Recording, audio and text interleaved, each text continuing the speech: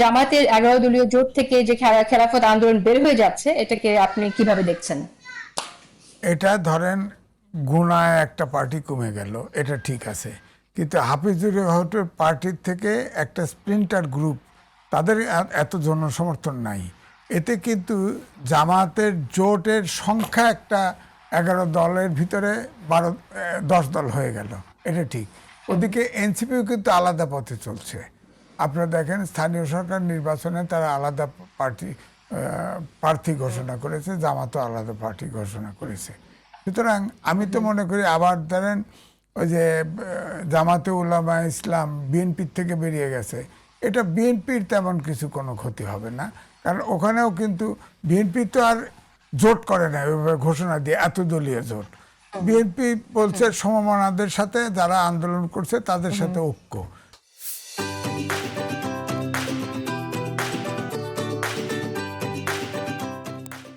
সে ঐক্য থেকে একটা ছোট একটা পার্টি, এটারও সমর্থন খুব অল্প। দুই দল থেকে দুই দল বেরিয়ে যাচ্ছে, এদের কিন্তু সমর্থক সংখ্যা খুব কম, নেতাকর্মী কম। আমার মনে হয় এমনি আন্দোলন সংগ্রামের ক্ষেত্রে এই দুই দল বাদ দিয়ে দুইটা ঐক্য জোটেরই কোনো বড় ধরনের কোনো সমস্যা হবে না। ওকে, কিন্তু আমরা তো দেখলাম যে জমিয়ত থেকে বেশ বড় থ্রেট দেওয়া হচ্ছে, সাউন্ডস মানে একটা বড় থ্রেট, বিএনপিকে দীর্ঘকালীন ভুগতে হবে, এরকম একটি থ্রেট দিয়েছেন সভাপতি মাওলানা ওবায়দুল ফারুক। না দেখেন, এরকম থ্রেট তো দিতেই পারে। এখন আপনি টেবিলে একটা টোকা দিলেন আর পাতিলে একটা টোকা দিলেন, আওয়াজ তো একরকম হবে না। ছোটদের আওয়াজ একটু বড়ই হয়, সমস্যা নেই, কারণ ছোটদের আওয়াজ বড়ই হয়।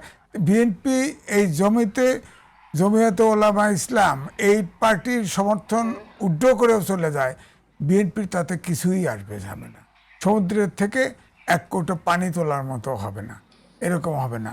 এবং জামাত থেকেও যে দলটা বেরিয়ে যাচ্ছে, আমি তো মনে হয় না জামাতেরও কোনো আন্দোলন সংগ্রামে কোনো, যাই করুক যতটুকুই করুক তাতে জামাত, এই দুইটা বড় দল, এখন তো বড় দল দুই দল, সরকারে আছে বিএনপি, অপোজিশন আছে জামাত, এরা বড় ধরনের ক্ষতিগ্রস্ত হবে বলে মনে হয় না।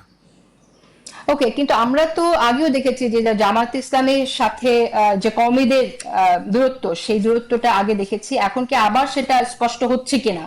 এবং এই যে আপনার কওমিদের উপর এক ধরনের সিদ্ধান্ত চাপিয়ে দেওয়ার কথা, যেটা আমরা এবার দেখলাম যে অভিযোগটা করেছে খেলাফত আন্দোলন থেকে, এটাকে আপনি কিভাবে দেখেন? না, কওমিদের সাথে দূরত্ব এখনো আছে। তারা তো পলিটিক্যাল, কমিরা তো পলিটিক্যাল পার্টি করে, রাজনীতি করে না। তাদের সাথে তাদের যে চিন্তা, তারা জামাত ইসলামকে ইসলামিক দল মনে করে না, ইসলামে বিশ্বাস করে এটাও মনে করে না।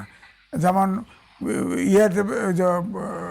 জামাতের সাথে সেকেন্ড একটা দল আছে, তার আমির তো কইছে যে আপনার সমাজতন্ত্র যদি কোনো দেশে আপনার আসে, সেখানেও ইসলাম আবার পুনরুত্থান ঘটতে পারে, কিন্তু জামাত ইসলাম আসলে সেখানে ইসলাম থাকবে না, এরকম বলে তো আছে। এটা আপনার ইলেকশনের জোট করেছিল, ইলেকশনে হয়তো বনিবনা হচ্ছে না, এই কারণে তারা বেরিয়ে যাচ্ছে। হয়তো তাদের প্রত্যাশা অনেক ছিল, ভাগ বাটোয়ারা কিছু পাবে, অংশ টংশ পাবে, পায় নাই, তারা বেরিয়ে যাচ্ছে।